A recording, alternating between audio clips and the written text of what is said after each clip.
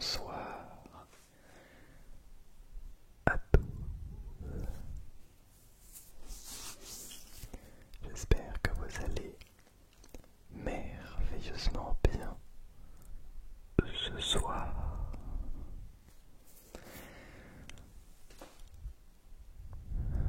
Avant de partir dans le sujet de la vidéo et parler un petit peu de cette rentrée qui, j'espère, s'est bien passée ou se passera bien pour celles et ceux qui ne sont pas encore rentrés, je voulais vous inviter à vous abonner à cette chaîne.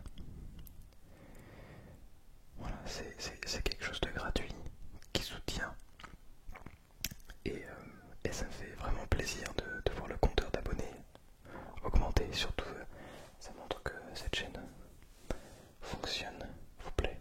Voilà. Donc si jamais vous souhaitez prendre un petit temps pour vous abonner, eh bien n'hésitez surtout pas, c'est vraiment un énorme plaisir. Voilà. Je vous souhaite une très bonne vidéo. Bien. Comment ça va toi? Ok. Ouais. Alors, je sais pas exactement si tu as déjà fait ta rentrée, si tu es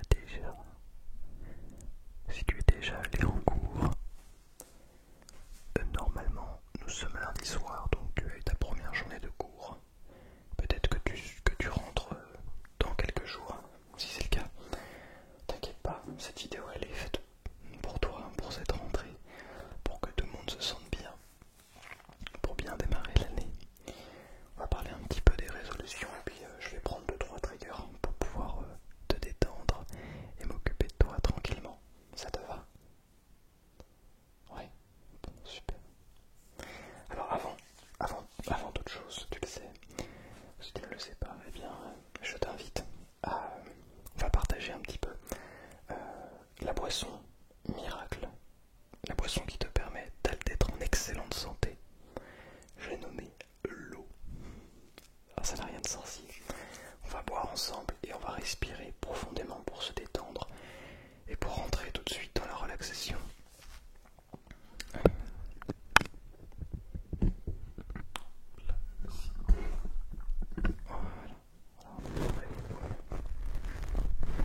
Voilà, super.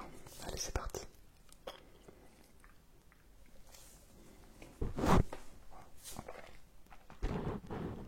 Je suis désolé.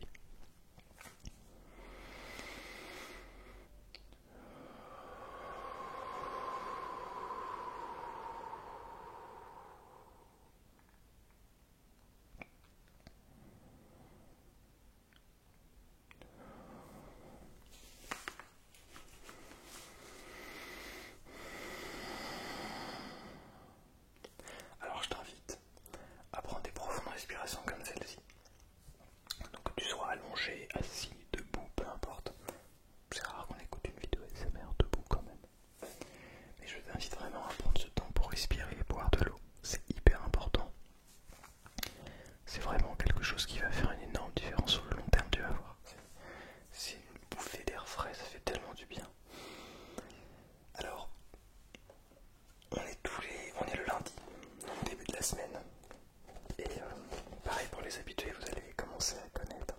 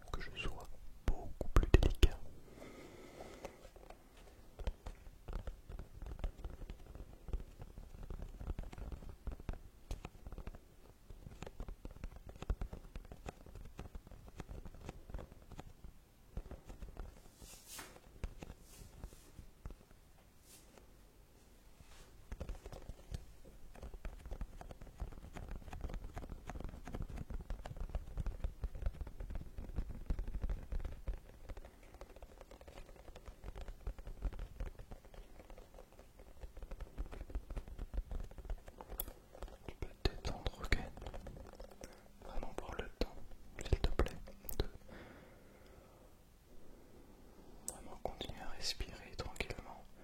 Prends le temps de te reposer, ok, de te détendre. Et écoute bien les sons qui arrivent. Tout ce qui peut se passer autour de toi pendant cette vidéo, que ce soit pendant la vidéo ou que ce soit dans le monde réel pour toi. Vraiment imprègne-toi de ça pour réellement forger ta relaxation, ok? On va ouvrir cette boîte.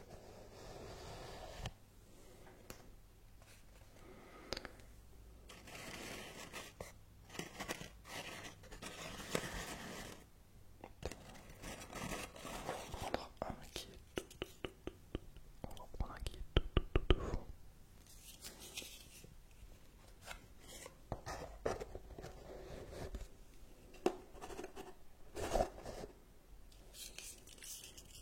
On en a un qui est tout au fond.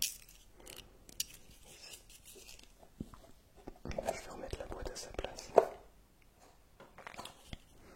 Voici donc le petit mot de bonheur et d'optimisme. Il s'agit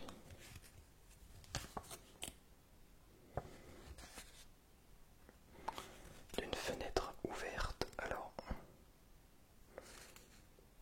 une fenêtre ouverte sur un magnifique arbre et sur le ciel bleu avec des nuages. C'est vraiment beau. Vis chaque jour dans la gratitude et dans la joie. Vis chaque jour dans la gratitude et dans la joie. De Omar Khayyam. Vis chaque jour dans la gratitude et dans la joie. Alors, chaque jour ne sera pas fait de gratitude et de joie. En tout cas de joie. La joie, ce n'est pas une émotion que l'on contrôle. Malheureusement, comme toutes nos émotions, on les ressent. On espère pouvoir vivre tous les jours avec de la joie et uniquement être positif, souriant et être pleinement et apprécier pleinement le jour et ce qui se passe. Malheureusement, il y a des jours où on ne se sent pas bien, où on ressent des émotions négatives, de la peur, de la tristesse par exemple, de la colère. La colère n'est pas forcément positive, elle est relativement négative lorsqu'on a du mal à l'écouter, à prendre possession de cette colère et à vraiment, non pas la contrôler, mais plutôt être capable d'accepter cette dernière. Et j'aimerais te proposer pour cette rentrée que c'est été aujourd'hui, donc si ta rentrée a été aujourd'hui ou peut-être la semaine dernière, je t'invite à prendre conscience de ce qui s'est passé. Peu importe dans quelle classe tu rentres, peut-être que tu changes d'établissement, peut-être que tu passes d'école primaire au collège, peut-être que tu passes du collège au lycée, peut-être que tu passes du lycée à l'université, ou que sais-je, dans une école supérieure, peut-être que tu termines les études supérieures, tu finis ton master, ou ta licence, ou peut-être ton doctorat, qui sait. Ou peut-être que c'est simplement une rentrée normale, tu as décidé de poser 2 ou 3 semaines de congé, et là ça y est, c'est la reprise. Peut-être même que tu es stressé pour tes enfants. Je crois que certains parmi vous ont des enfants et qu'ils ou elles sont stressés à cause de cela. Enfin, pas à cause de cela, mais plutôt stressés de leur rentrée scolaire par exemple. Moi, sache que c'est normal. Et il faut pas déjà t'en vouloir. Il faut pas que tu te dises oh non, je suis stressé, ça ne va pas. Qu'ai-je fait mal? Pourquoi me sens-je? Non. Pourquoi est-ce que je me sens comme ça? Non, c'est pas possible. Observe déjà ce que tu ressens. Ok? Qu'est-ce qui s'est passé aujourd'hui? Quelles sont les émotions que tu ressens? Qu'est-ce que concrètement? Est-ce que tu as peur? Est-ce que tu as peur? Est-ce que tu as eu peur? Est-ce que tu as peur actuellement, encore une fois, d'y retourner demain? Est-ce que tu as eu peur avant de rentrer en cours? Pour celles et ceux qui ne sont pas rentrés encore. Est-ce que vous avez peur? Peut-être que c'est la peur du regard des autres. Peut-être que c'est la peur des examens de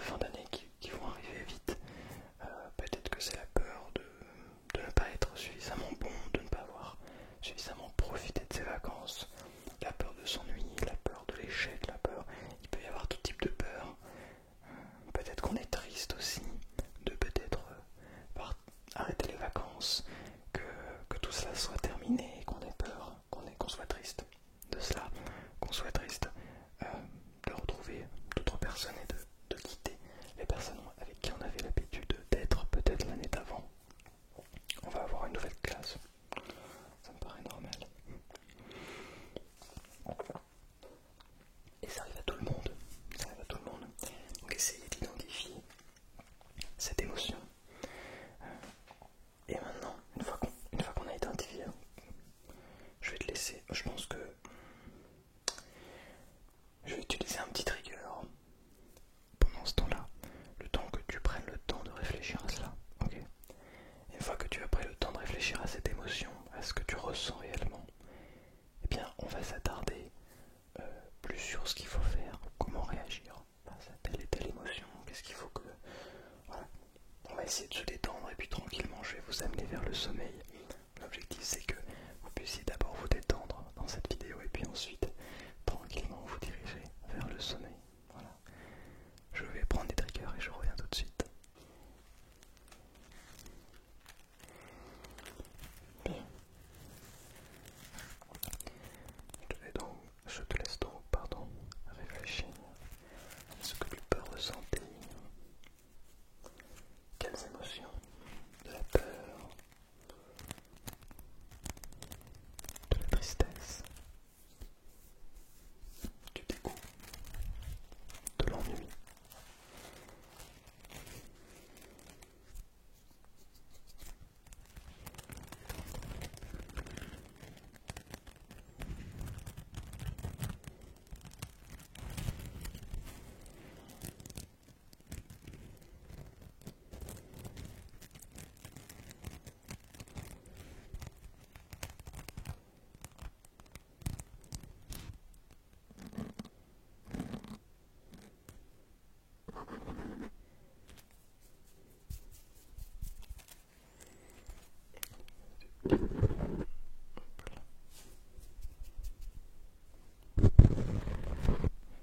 Je sais pas si tu as remarqué d'ailleurs, mais la sensibilité des microphones sont légèrement plus élevées qu'à l'accoutumée.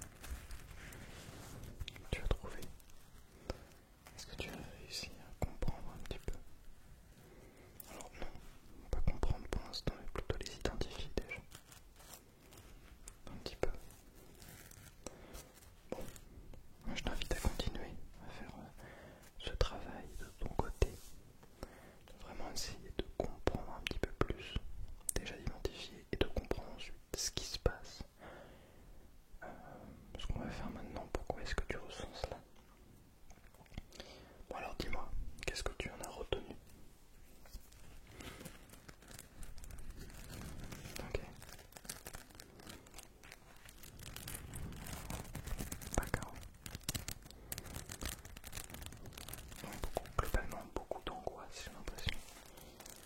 Ouais, de l'angoisse, de la peur du jugement. Tu vois, c'est drôle, tu te juges en disant ça. Ça n'a rien de méchant de dire ça. C'est ok, c'est normal de juger, on se juge tous. Bon, moi je vais t'inviter bien sûr à essayer de sortir du jugement. Ok, alors parce que je sais que, et c'est mon cas aussi, je me juge pas mal. En tout cas, je pense que je prends pas le temps de réfléchir, je me juge beaucoup. Sortir, peut-être que je fais pas ça bien. En fait, je suis nul, je vaux rien, j'angoisse, peut-être que. Bref, peut-être qu'en fait je vaux pas le coup, je fais pas ça bien, etc. Beaucoup de jugement. Ce qu'il faut essayer de faire, alors c'est pas facile à dire, beaucoup moins à faire. Lorsque l'on se retrouve en face d'un problème comme cela, comme celui-ci, quand on rentre en rentrée scolaire par exemple, rentrée au niveau du travail, plutôt que de se dire je vais pas y arriver, les autres vont me juger, je vais être nul, il va se passer plein de trucs et je vais être complètement débordé.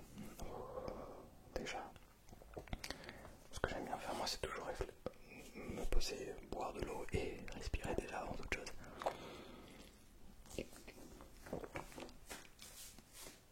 Essayer de juste physiquement, sans parler du mental, de ralentir le rythme cardiaque. Alors pour ça, oui, comme je te dis, on peut faire une longue séance de respiration qu'on ne fera pas maintenant, mais tu peux le faire en tout moment.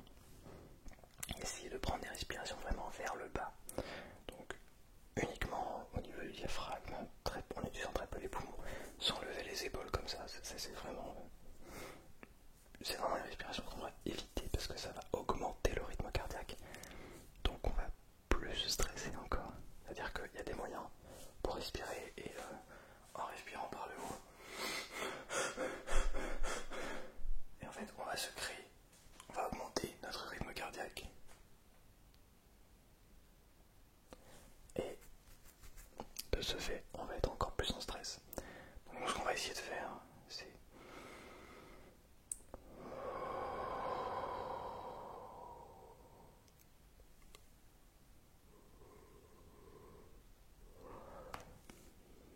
vous voyez, naturellement, le corps se détend. Non, je crois que c'était pas la même distance. Naturellement, le corps se détend. Naturellement, on se dirige vers un moment plus calme. Qu'est-ce que cela implique? Cela implique que l'on va déjà être beaucoup plus présent à l'instant présent et ça va nous permettre de beaucoup plus comprendre ce qui va se passer. Donc quand on prend la situation actuelle, qui est la peur, l'angoisse de la rentrée scolaire, pour de multiples facteurs, on va essayer d'aller pousser un petit peu plus la réflexion.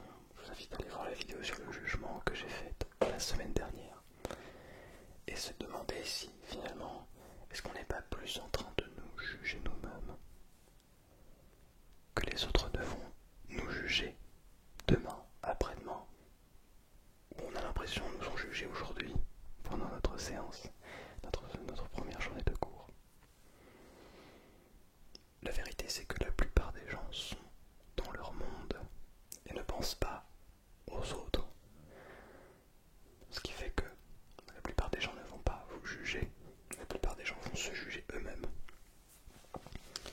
Et quand bien même on a des gens qui vont nous juger, parce que on n'a pas les mêmes baskets que les autres, parce qu'on est habillé différemment, parce qu'on a une coiffure qui change un petit peu de ce qu'on avait l'habitude de faire les années précédentes, parce qu'on a un sac différent, je ne sais pas.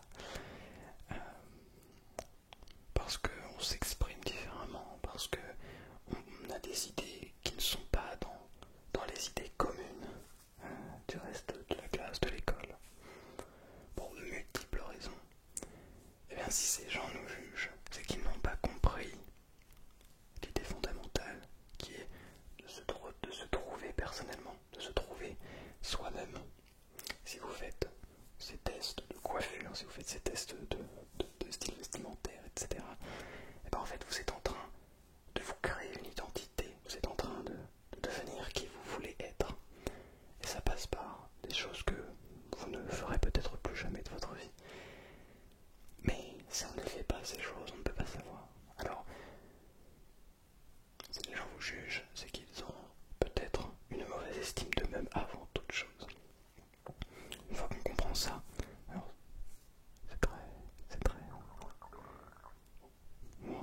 c'est très résumé, bien sûr, c'est beaucoup plus complexe que ça. Mais une fois qu'on comprend qu'en réalité le jugement des autres, quand on a du recul, que le jugement que les autres émettent sur nous, déjà ce n'est qu'une vision, c'est notre cerveau qui nous dit cette personne peut-être en train de te juger. La vérité c'est qu'on n'en sait rien. La vérité c'est qu'on n'en a absolument aucune idée. Peut-être que cette personne n'est absolument pas en train de nous juger et nous regarde et est complètement perdu dans ses pensées. Je pars un petit peu dans tous les sens dans cette vidéo. Mais voilà, je voulais juste un petit peu de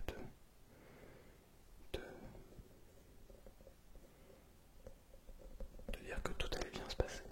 Finalement, tout va très bien se passer, merveilleusement bien se passer. Peu importe ce que les autres te disent, c'est le début de l'année. Et c'est pas ce que les autres vont dire qui va déterminer ton année. Ce n'est pas le premier jour ni le deuxième jour qui vont déterminer ton année, ni la première semaine. En revanche, là où tu as un impact, là où tu peux vraiment agir,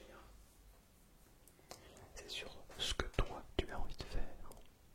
Et ça c'est quelque chose que j'aurais aimé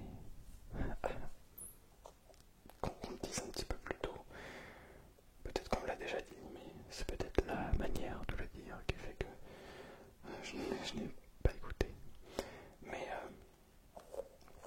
se demander au début d'année scolaire ou civile, peu importe, qu'est-ce que l'on veut? Quel est notre objectif à la fin de cette année? On a tous et toutes de multiples objectifs, de multiples rêves, de multiples pensées qui font qu'on peut avoir tel ou tel objectif. Mais quels sont les miens? Pourquoi est-ce que je vais en cours tous les jours? Pourquoi je vais travailler là-bas tous les jours? Pourquoi est-ce que mes enfants vont à l'école tous les jours? Pourquoi? Trouver un sens à sa vie, comprendre un petit peu. Ça c'est quelque chose que peu de personnes font et qui, je crois, est pourtant quelque chose de fondamental, à savoir pourquoi. Essayer de comprendre, parce que si on ne comprend pas, on est perdu.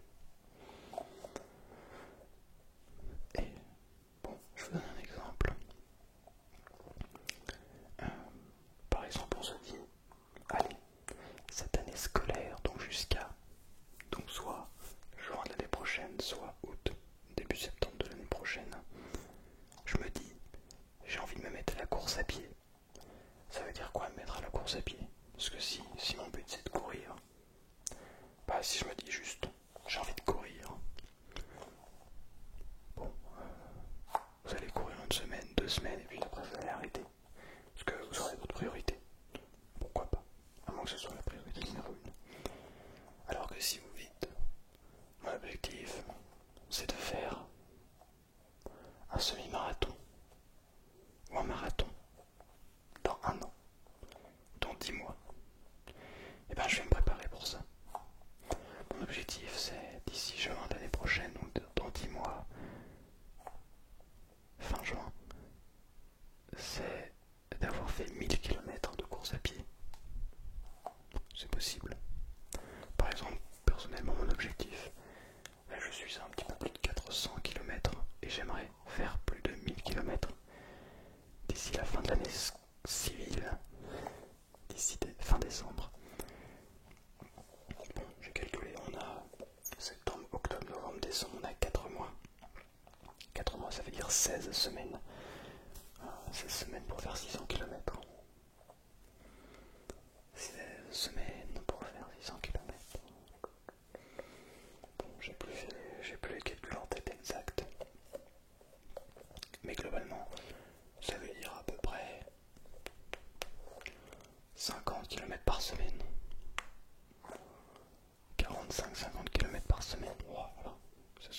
c'est pas rien.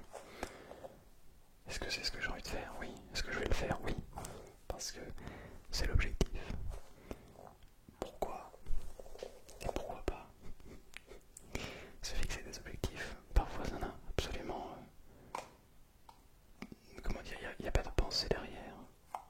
C'est comme une personne qui me posait la question, qu'est-ce que tu penses de l'amour?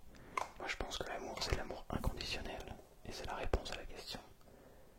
C'est quoi l'amour?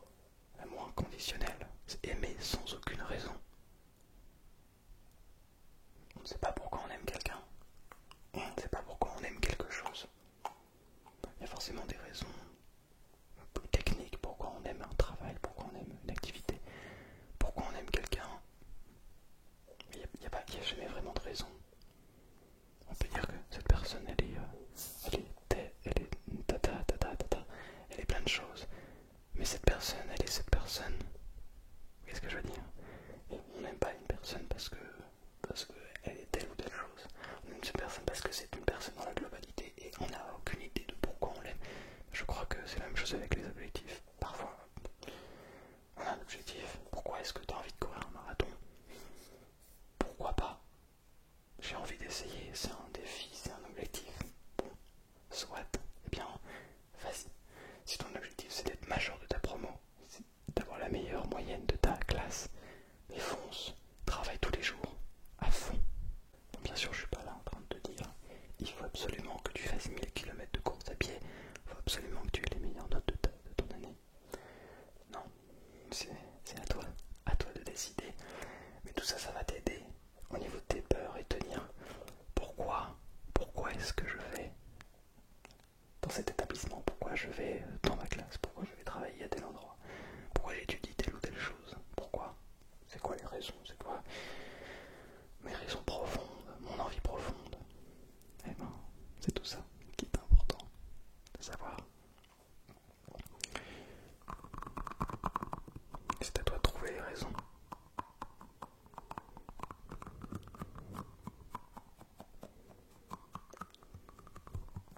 Parfois ça peut être pour l'argent.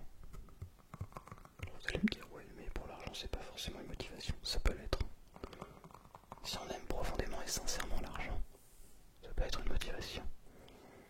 Mais il faut avoir, au-delà de se dire, oh, c'est parce que je sais que je vais gagner beaucoup d'argent. Mais pourquoi? Qu'est-ce que tu veux faire avec cet argent? Quel est ton objectif? Est-ce que tu veux cet argent pour juste t'amuser? Et que ton but c'est de gagner le plus d'argent possible pour t'amuser le plus possible? Ou est-ce que tu as un objectif derrière? Je vais avoir cet argent pour pouvoir faire telle ou telle chose, être plus libre derrière, etc. C'est tout ça qu'il faut que tu réussisses à construire une vision de pourquoi est-ce que tu vas à tel endroit. Et tu verras qu'au quotidien, ce sera tellement plus simple.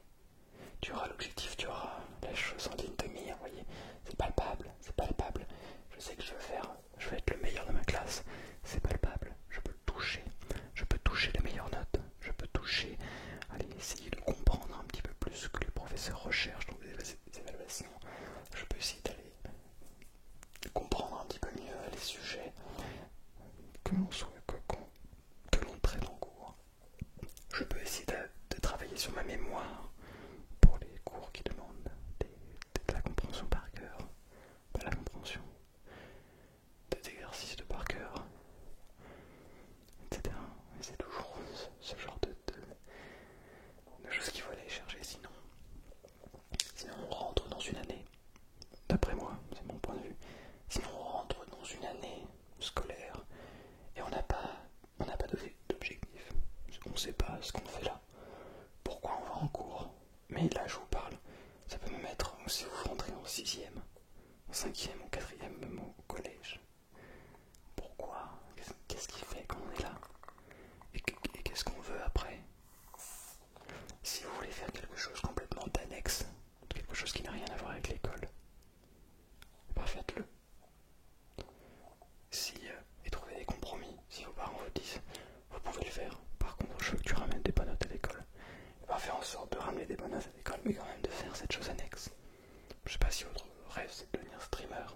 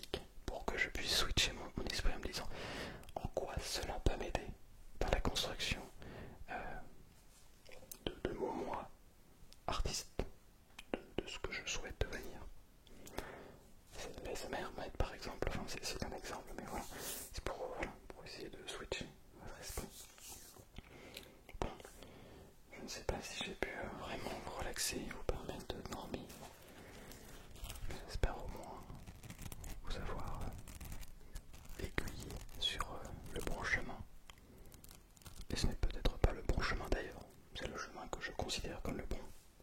Mais toujours à prendre avec du recul, bien sûr, des pincettes. On prend les choses avec des pincettes. Pas comme mes cheveux, par exemple, ma coiffure, c'est un enfer. On prend toujours les choses avec des pincettes. Tout ce que l'on voit sur internet, on ne sait rien. On rappelle, on ne sait rien. Donc, ce que je vous dis, c'est ce que je pense.